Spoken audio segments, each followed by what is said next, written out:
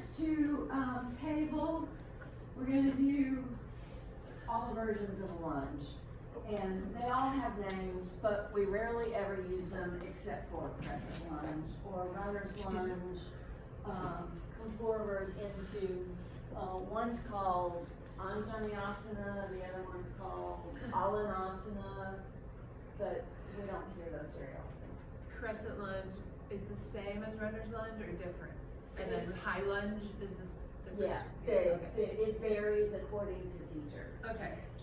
So from here, come up to kneeling, bring your right foot forward, and you're in a 90-90 lunge. So your standing knee should be directly under your hip. There is no angle here.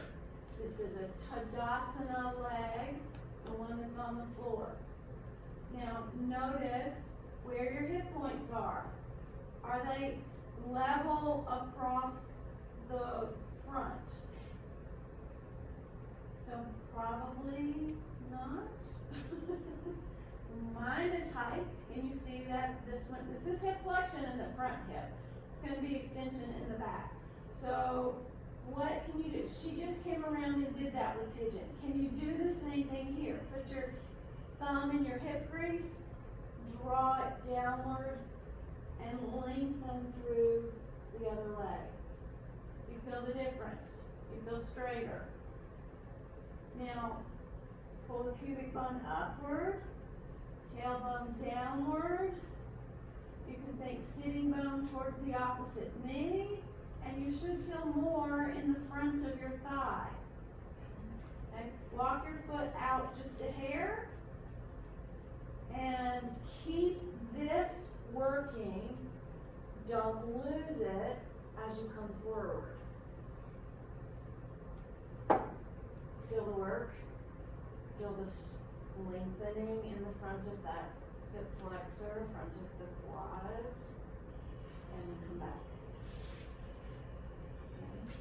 That's a 90-90 lunge, and it's where a lot of people need to work, because once they come here, they're automatically in lumbar extension, right? This is the alternative. It's a big difference, isn't it? All right, other leg comes forward.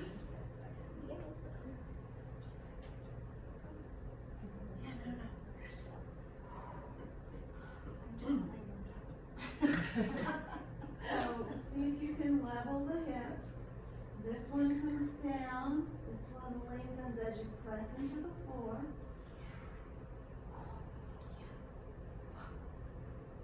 One of the reasons why this pose is hard is because of the muscle on the back leg, the rectus femoris.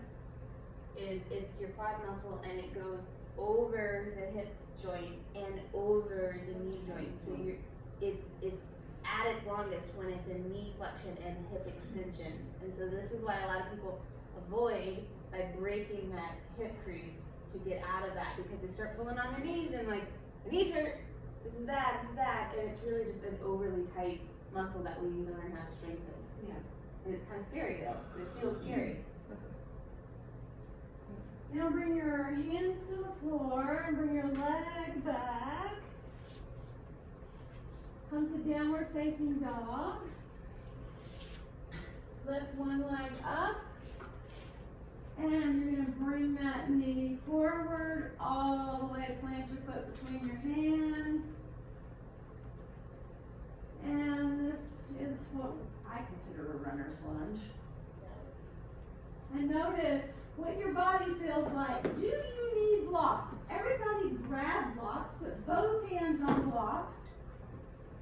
Bring them up to the highest level.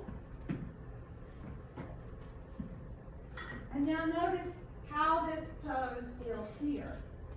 I want you to see, can you find that same action? So that front leg is pulling backwards, the femur is pulling into the socket, the back leg is pressing into the floor, the toe is pressing into the floor and drawing up into the socket, so you've got a scissor action going on, right? Can you feel that? Take them down to the next level, your blocks. Can you still find it? Yeah, can you just pause?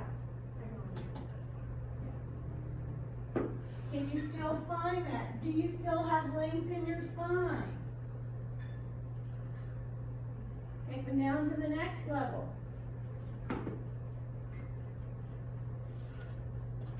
Can you still find the scissor? Can you still find length in your spine?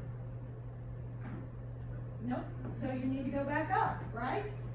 So which is why I was saying the other day, I don't remember what day it was now, I'm totally lost. I have no business with my hands on the floor in runner's lunge because I have absolutely no control over any of, yes. So if somebody says, downward dog, bring your foot forward, and they've got you here and they want you to work, and you might do this, right? Grab your block, whether they told you to grab your block or not. And then when you're teaching, I pretty much will say, grab your block, so that you can work functionally. Going from down dog and bringing one leg forward, some people can, create space and clear their leg forward. I can't, so I can't do it well. I need to use blocks and then I could do it. Yeah, you could probably do it if you had blocks. Okay. Well, it's really good, but Janetta has, like, 4 tips on her Instagram and Facebook page. Right. On how you can move from down dog into crescent lunge, which is essentially you're doing the same thing, making room for your foot. I wonder how you know that. Because I filmed it. I did actually see it. Anyway, there's some really good tips on there too, on like different things you can do to help. Cause it looks so nice, but I haven't. I think so. She was over there. Oh, okay. All right, so come up to standing, find Tadasana.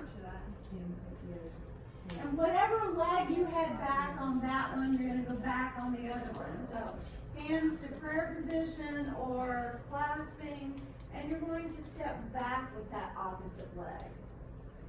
The opposite that we had The out. opposite of what? Whatever knee was forward before, take the other knee forward this time. In the heel up. The heel is up. The heel is up in a lunge. The heel is straight up. And so if you've got people that have balance issues, they will do this, which then automatically takes the pelvis into a turn. And so heel up, square your pelvis forward. What do your legs have to do in order to square your pelvis forward? You've got to press the back leg back. Pushing that hip forward. With the front leg, you pull that thigh bone up into the socket. The front leg into the socket. Yep. And then lift your arms up. And we have crescent lunge. But did you go into spinal extension? Is this crescent lunge or is this crescent lunge? Like, what's it? That's warrior one. That's warrior one. Yeah. Crescent lunge has the heel up. It's a lunge. Never Same teach as- a class with warrior one. Is that the same as high? I don't like it. I don't like that Turn. part. Yeah. I don't Crescent have lunge the usually means the dorsiflexion arms to are up teach it. over there. If you don't wanna call it crescent lunge, I don't usually call it crescent No, lunge. I see, usually just Yeah. call it lunge. Yeah.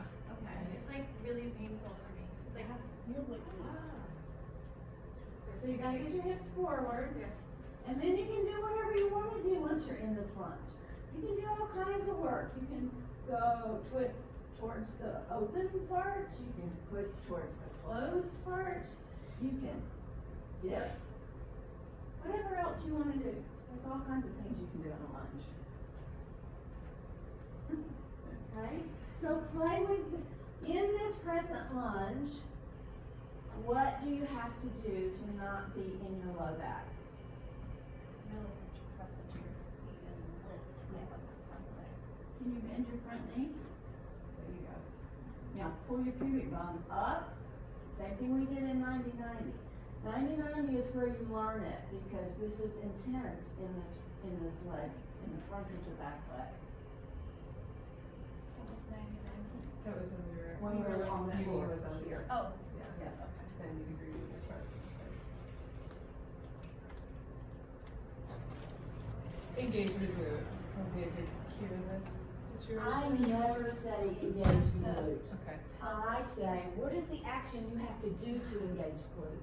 pull your, reach your heel, lift your heel, and straighten that leg, I don't know. What is your glute on right here? Rotating the hip down. Not pressing your foot. Pressing into into the- the ball of your heel. foot. Cross into the Yeah. ball of your foot. Press your heel So, down. doing that, someone's gonna think, it's down. They might. And so if they do, you say, well, can you press into your heel while it's still up in the air? Can you stay in the lunge with your heel lifted and still press that leg, straighten the leg, push back? Yeah. So, Needs help. Push, push, push. so the idea is that in our head, we know we want to engage the muscle, right? But if you're in a class of newbies and you say engage your glute, like, how do I do that? You have to give a cue that produces whatever the movement is that you're telling people to do, it's going to engage the glute. So in pigeon, I'm gonna say, press your top of your foot into the floor. Do you feel your glute turn on? In a lunge, we might say, bend your back knee, pull your pelvis up, press into your foot. Do you feel the glute come on? Put your hand back there, find it, did it come on? That kind of thing. So you're giving an action that is going to result in the result that you want. Right? Don't just say turn it on. Don't just say engage. Does that make sense? Okay. Am I done? Yeah. We can do warrior one. It's okay, my ankle can't do it. Let's Yeah. pause just a minute and we'll do warrior. Yeah. We can do warrior one later. We can put it in another week. Yeah. All right.